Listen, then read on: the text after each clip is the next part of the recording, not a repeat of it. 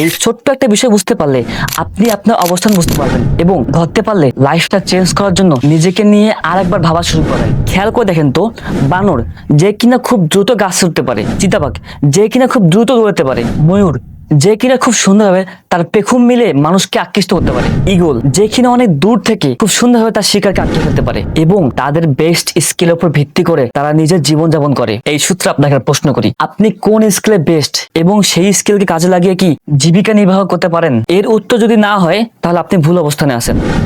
দেখুন, মহান আল্লাহ তাআলা আমাদেরকে যে কোনো একটা বিশেষত্ব দিয়ে পাঠিয়েছেন।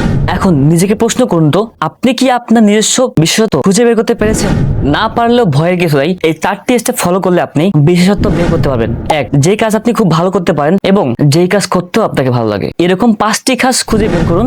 2, কাজগুলো থেকে কিভাবে অর্থ উপার্জন করা যায় তা একটা খাতার মধ্যে নোট করুন, লাইক এরকম। 3, ইন্টারনেটে খুঁজে এদের মধ্যে কোন কাজের ডিমান্ড বেশি খুঁজে বের করুন। 4, কম পরিশ্রমে অধিক উপার্জন হয় তা ক্যালকুলেট করুন এবং আপনার পছন্দ মতো সেই স্কিলটি সিলেক্ট করুন এবং তাতে বেস্ট হওয়ার ট্রাই করুন। বিশ্বাস করেন, আপনার অবস্থান পরিবর্তন হতে 1 থেকে 1.5 মাসে যথেষ্ট। Let's go.